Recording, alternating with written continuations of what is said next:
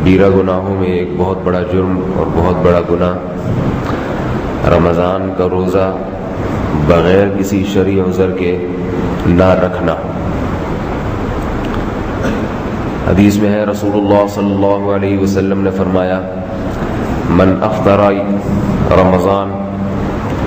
لم يقضه وان صام لم يقضي الدهر لم يقضه وان صام الدهر او كما قال صلی اللہ علیہ وسلم کہ جس شخص نے رمضان کا ایک روزہ چھوڑ دیا کسی عذر کے بغیر تو وہ ساری زندگی رکھتا رہے گا، اس کی تلافی نہیں ہو سکے گی۔ یعنی ایک روزے کے چھوڑنے کے کفارے میں اگر ساری زندگی روزے رکھتا رہے وہ، تو ساری زندگی کے روزے بھی اس رمضان کے ایک روزہ چھوڑنے سے جو نقصان ہوا تھا اس نقصان کی کمی پوری نہیں کر سکتے۔ چونکہ اسلام کے ارکان میں سے ہے، بنیاد میں سے ہے نماز، زکوٰۃ، روزہ اور حج، یہ چونکہ بنیادیں ہیں اسلام کی۔ بعض صحابہ کا مذہب یہ تھا، ان کی رائے یہ تھی کہ ان بنیادوں میں اگر کسی نے ایک چیز بھی چھوڑ دی تو وہ اسلام سے ہی خارج ہو جاتا ہے۔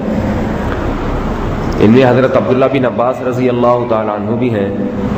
حضرت عبداللہ بن عباس رضی اللہ تعالیٰ عنہ فرماتے تھے کہ اسلام کے یہ جو 5 بنیادیں ہیں ان میں بھی جو 3 جو ہے نا وہ ان کی اہمیت اور زیادہ ہے۔ وہ فرماتے تھے نمبر 1 اس بات کی گواہی دینا کہ اللہ کے سوا کوئی معبود نہیں، دوسرا ترک صلاۃ، اور تیسرا ترک صوم، رمضان کا روزہ چھوڑ دینا۔ فرماتے تھے کسی نے ان تینوں میں سے کوئی ایک چیز بھی چھوڑ دی تو فہو کافر، وہ اسلام سے خارج ہو جائے گا۔ بہت بڑے مشہور محدث ہیں علامہ ذہبی رحمہ اللہ تعالی، بہت بڑے محدث ہیں، پوری امت کا ان کے محدث ہونے پر، ان کے فقیہ ہونے پر اتفاق ہے۔ وہ فرماتے ہیں کہ جو شخص رمضان کا روزہ جان بوجھ کر چھوڑ دے تو پوری امت مسلمہ اس بات کو تسلیم کرتی ہے کہ وہ شخص زانی اور شرابیوں سے بدتر ہے۔ شراب کا گناہ اور زنا کا گناہ وہ رمضان کا روزہ چھوڑنے سے کم درجے کا ہے۔ ہمارے ہاں شرابی کو اور زانی کو تو برا سمجھا جاتا ہے اور سمجھنا بھی چاہیے کیونکہ وہ ظاہر برائی ہے، لیکن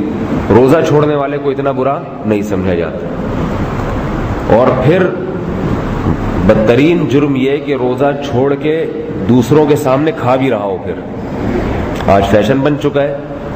نوجوان طبقہ بڑے مزے سے بازاروں میں گھوم رہا ہوتا ہے اور کھا بھی رہا ہوتا ہے، پان منہ میں رکھ کے گھوم رہا ہوگا رمضان میں۔ تو کیونکہ اسلامی حکومت نہیں ہے تو شرعی سزائیں نہیں ہیں، ورنہ فقہاء نے لکھا ہے کہ جو رمضان میں علانیہ کھائے تو اس کی سزا قتل ہے۔ جو مسلمان علانیہ کھائے اس کی سزا قتل ہے اسلام، کہ وہ اللہ کی آیات کا کھلے عام مذاق اڑا رہا ہے، وہ باغی ہے۔ تو یہ بھی ہمارے معاشرے میں جو ہے نا اس کو زیادہ بڑا جرم نہیں سمجھا جاتا۔ روزہ رکھنے والے لوگ رکھ تو لیتے ہیں لیکن چھوڑنے کو اتنا برا نہیں سمجھتے۔ عذر جس میں رمضان کا روزہ چھوڑنے کی اجازت ہے وہ 2 بیان کی اللہ نے، ایک سفر ہے، مسافر کو اجازت ہے، اور دوسرا بیماری۔ بیماری میں یہ ہے کہ اگر کسی کو ڈر ہے کہ روزہ رکھنے سے بیمار ہو جاؤں گا، غالب گمان ہے اس کو، صرف تھوڑا بہت خوف خطرہ تو کافی نہیں ہے، اور دوسرا یہ کہ یا اگر روزہ رکھا تو بیماری طول پکڑ جائے گی، دیر سے ٹھیک ہوگی، تو ان 2 صورتوں میں اجازت دی ہے، اللہ تعالیٰ نے اجازت دی ہے، ورنہ عام حالات میں قطعاً کسی صورت میں اجازت نہیں۔ فقہاء مسئلہ بیان کرتے ہیں کہ مزدور پیشہ طبقہ اور جو اس طرح کے کوئلے کی کان میں کام کرنے والے لوگ ہیں ان کے لیے روزہ رکھنا بڑا مشکل ہوتا ہے، لیکن ان کو بھی روزہ چھوڑنے کی اجازت نہیں، وہ بھی رکھیں گے روزہ، لیکن ان کے لیے تو 1-2 گھنٹے کے بعد ہی برداشت سے باہر ہو جاتا ہے معاملہ، چھوڑنے کی اجازت نہیں۔ فرمایا کہ جب ناقابل برداشت ہو جائے گا، بے ہوش ہونے لگے، ایسی کنڈیشن ہو جائے تو پھر روزہ توڑنے کی اجازت ہے ان کو، چھوڑنے کی نہیں ہے۔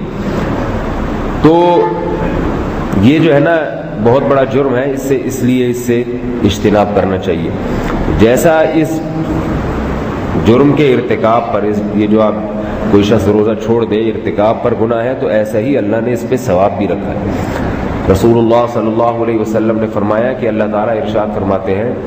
کہ الصوم لی وانا اجزی بہ، اللہ کہتے ہیں روزہ صرف میرے لیے ہے اور اس کا بدلہ میں خود دوں گا۔ علماء نے لکھا ہے کہ اس کی تشریح میں کہ یہ تو ہر عبادت اللہ کے لیے ہوتی ہے، صرف روزہ تو اللہ کے لیے نہیں ہے، وہ تو ساری عبادتیں اللہ کے لیے ہیں، تو یہ اللہ نے کیوں فرمایا کہ روزہ میرے لیے ہے؟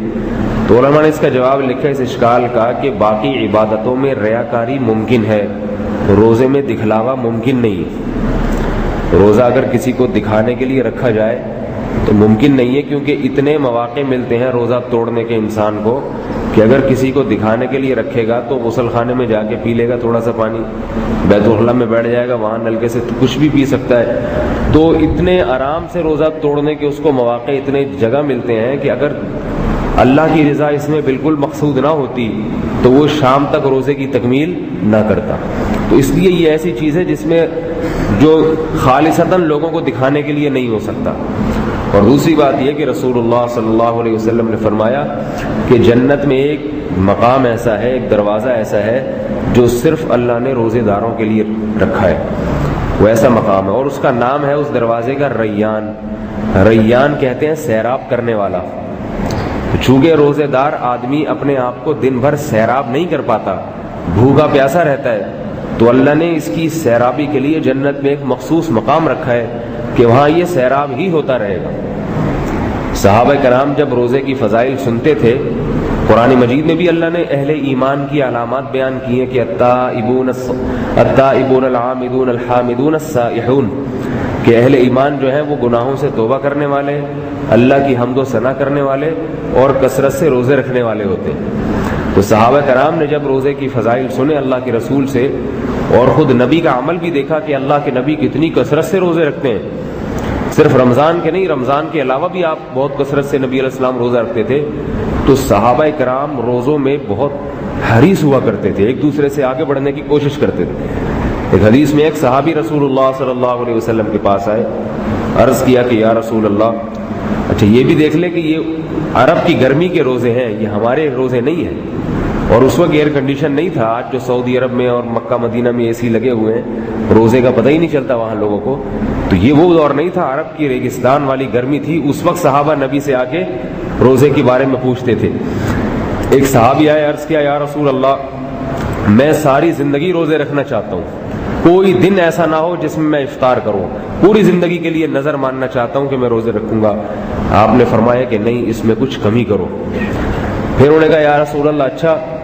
پھر جو ہے میں ایک دن روزہ ہوں گا، ایک دن روزہ رکھوں گا، ایک دن ناغا، اس طرح میں کروں گا۔ آپ نے فرمایا نہیں، اس میں اور کمی کرو۔ اس طرح کمی کرتے کرتے پھر آپ نے فرمایا مہینے میں 3 روزے رکھ لیا کرو۔ تو وہ کہنے لگے یا رسول اللہ میں تو زیادہ رکھ سکتا ہوں، جوان آدمی ہوں۔ بہرحال ان صحابی نے ایک دن روزہ ایک دن چھوڑنا شروع کیا، لیکن پھر بڑھاپے میں آ کے پریشان ہوئے، فرماتے تھے کہ کاش میں نبی کی رخصت سے فائدہ اٹھا لیتا۔ لیکن آپ ہمت دیکھیں کہ ساری زندگی پھر اس کی تکمیل۔ ایک صحابی حضرت جابر بن عبداللہ رضی اللہ تعالیٰ عنہ کی جب موت کا وقت آیا ہے تو آپ رونے لگے۔ کسی نے پوچھا کہ حضرت آپ کیا موت کی وجہ سے رو رہے ہیں؟ فرمایا نہیں، میں اس لیے رو رہا ہوں کہ میں اللہ کو خوش کرنے کے لیے گرمیوں میں روزے رکھتا تھا اور بھوک اور پیاس برداشت کرتا تھا، اس بھوک اور پیاس کو برداشت کرنے میں جو لذت تھی اب وہ لذت مجھے کبھی بھی حاصل نہیں ہوگی۔ ان کو وہ جنت کی نعمت جو ہے اور قبر کی راحت اس لذت کے مقابلے میں ہیچ لگ رہی ہے۔ کہتے ہیں اللہ کو راضی کرنے کے لیے جو مجھے قربانی دینی پڑتی تھی اور گرمیوں میں مجھے جو پیاس برداشت کرنی پڑتی تھی، دوپہر کی پیاس کے الفاظ ہیں، تو فرماتے تھے کہ مجھے وہ لذت اب ہمیشہ کے لیے میں اس لذت سے محروم ہو جاؤں۔ تو صحابہ کرام نے اس پر عمل کیا، اسلاف نے روزے رکھے کثرت سے، میدان جہاد میں رکھا کرتے تھے روزے، عبداللہ بن مبارک رحمۃ اللہ علیہ اور بہت سارے تابعین ہیں، پوری زندگی بعض نے روزے رکھے۔ حدیث میں آتا ہے رسول اللہ صلی اللہ علیہ وسلم نے فرمایا کہ بہترین روزہ، جب آپ نے دیکھا نا صحابہ بغیر ناقے کے روزے رکھنے شروع کر دیے، تو آپ صلی اللہ علیہ وسلم نے فرمایا بہترین روزہ داؤد علیہ السلام کا روزہ ہے کہ ایک دن روزہ رکھو اور ایک دن ناغا کرو۔ تو ساری زندگی ایسے داؤد علیہ السلام نے روزے رکھے ہیں۔ تو میرے بھائی یہ جو پیغمبر تھے بڑے بڑے، کوئی روزانہ روزے رکھ رہا ہے، کوئی ایک دن رکھتے ایک دن ناغا کرتے، پوری زندگی یہ عمل رہا، اسلاف کا عمل بھی ہے، تو اس کے مقابلے میں ہم اپنے آپ کو دیکھ لیں۔ جبکہ ان لوگوں کے کام بھی ہوتے تھے، وہ روزے رکھ کے پڑے نہیں رہتے تھے کہ فجر کے بعد سو گئے تو دوپہر 1:45 بجے اٹھ رہے ہیں، پھر نماز پڑھ کے پھر سو گئے تو 4:45 بجے اٹھ کے آ رہے ہیں، پھر سو گئے، پھر افطار کر کے کھا پی کے آ رہے ہیں، پھر گھر جا کے دوبارہ کھانا کھایا، اس کے بعد پھر کسی نے تراویح پڑھ لی نہیں پڑھی تو پھر سو گئے یا ٹی وی دیکھ کے ٹائم پاس کر لیا۔ تو ان لوگوں کے سارے کام بھی ہوتے تھے، وہ کرتے تھے کام، اس کے باوجود ان کو چونکہ روزے کی فضیلت معلوم تھی کہ آج جتنی بھوک اور پیاس اللہ کے لیے برداشت کی، کل اس کا بہترین نعم البدل ملنے والا ہے۔ بلکہ بعض کو تو یہ بھی نہیں تھا کہ نعم البدل ملے، وہ کہتے تھے کہ اللہ کے لیے، جیسے وہ حضرت جابر کا میں نے بتایا کہ بس اللہ کے لیے بھوک اور پیاس برداشت کرنے میں جو لذت ہے، یہی لذت ہمیں دنیا میں گویا بدلہ اس کا مل گیا،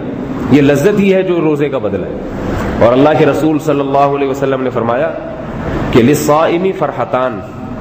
روزے دار کے لیے 2 خوشیاں ہیں، 2 نعمتیں ہیں۔ فرمایا فرحت عند الفطر، ایک فرحت تو وہ ہے جب وہ افطار کے لیے بیٹھتا ہے، اس وقت ایک طبیعت کو روحانی سکون ملتا ہے،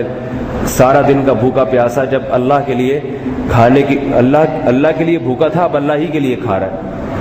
تو ایک راحت تو اس وقت ملتی ہے، اور ایک راحت اس وقت ملے گی جب اللہ قیامت کے دن اس کو روزے کا بدلہ دے گی۔ حدیث میں افطار کے بعد کی دعا بھی ہے کہ آپ صلی اللہ علیہ وسلم جب کھا لیا کرتے تھے، افطار کرتے تھے، تو فرماتے تھے ذهب الظمأ وابتلت العروق وثبت الاجر انشاء اللہ، کہ میری پیاس چلی گئی، پیاس ختم ہو گئی، اور رگیں تر ہو گئی ہیں، جو خشک ہو رہی تھی جسم کی رگیں وہ تر ہو گئی ہیں، یہ مزے بھی مل گئے، اور ایک مزہ یہ کہ ثبت الاجر انشاء اللہ تعالی، اور اللہ کے ہاں اجر بھی انشاءاللہ ثابت ہو گیا۔ تو تینوں مزے افطار کے وقت اس کو مل جاتے ہیں۔ تو اس طرح رسول اللہ صلی اللہ علیہ وسلم نے رکھے، صحابہ نے رکھے، انبیاء نے روزے رکھے، اور وہ مشکلات میں تھے۔ تو آج میرے بھائی ہم ویسے تو رکھے جاتے نہیں پورے سال کسی سے روزے، پورے سال کھاتا ہی رہتا ہے انسان، نان اسٹاپ کھاتا رہتا ہے۔ تبھی آپ دیکھیں ہسپتالوں میں جتنے مریض ہیں سارے کھانے کی وجہ سے بیمار ہوئے۔ میں تو چیلنج کرتا ہوں کوئی ایک مریض دکھا دو پورے پاکستان میں، ایتھوپیا میں شاید ہوں گے بیچارے قحط کی وجہ سے کچھ نہ مل رہا ہو، لیکن پورے ملک میں دکھا دو کوئی ایک مریض ایسا ہو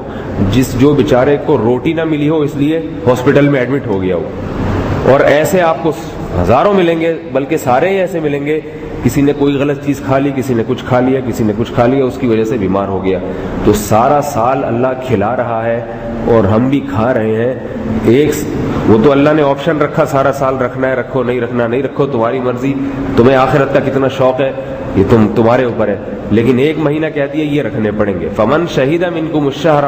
تم میں سے جس نے بھی اس مہینے کو موجود پایا، فلیصم، یہ آرڈر دیا جا رہا ہے، امر ہے کہ وہ روزہ رکھے، لازمی اس کو رکھنا پڑے گا۔ تو بھائی اب اگر نہیں رکھتا تو اس کا مطلب کہ یہ جو اللہ سارا سال کھلاتے ہیں یہ سمجھتا ہے کہ یہ میں خود کھاتا ہوں، اللہ نہیں کھلاتا۔ جو سمجھتا ہے نا کہ اللہ کھلاتے ہیں تو پھر تو شکر میں، وہ باپ اگر بیٹے کو بہت کچھ دے رہا ہو، ایک دن کہے کہ بیٹا میری خاطر ناغہ کر لے، صبر کر لے، بیٹا کہ نہیں آج بھی دے مجھے، لڑوں گا میں، تو اس کا مطلب کیا ہے؟ وہ بیٹا باپ کا شکر گزار نہیں ہے۔ تو اللہ کھلا رہے ہیں، کھلاتے چلے جا رہے ہیں، ایک مہینے کے لیے کہہ دیا تھوڑا سا صبر کرو، اور اس صبر میں بھی کھانے کی بالکل چھٹی نہیں کی ہے، تھوڑی سی ٹائمنگ چینج کر دی ہے کھانے پینے کی، کھاتا اتنا ہی ہے بلکہ زیادہ ہی کھا لیتا ہے۔ اصل روزے تو وہ تھے جو محمد صلی اللہ علیہ وسلم رکھتے تھے، 24 گھنٹے کے روزے، 100 وصال، سحری میں کھاتے تھے، پھر اگلے دن جا کے سحری میں کھاتے تھے۔ تو لیکن آپ نے امت پر رحم کیا، شفقت کی وجہ سے امت کو منع کیا اتنے لمبے روزے رکھنے سے، امت کو اجازت دی بھائی افطار جلدی کرو، غروب آفتاب ہوتے ہی کھا لو۔ تو اتنی سہولت دی گئی، اتنی آسانی دی گئی، اس کے باوجود بھی روزے نہ رکھنا، چھوڑ دینا، یہ بہت بڑا جرم ہے، بہت بڑا گناہ ہے۔ قیامت کے دن اللہ تعالیٰ اس کا انتقام لیں گے۔ اللہ تعالیٰ ہم سب کو اس گناہ سے اور اس آفت سے بچنے کی توفیق عطا فرمائے۔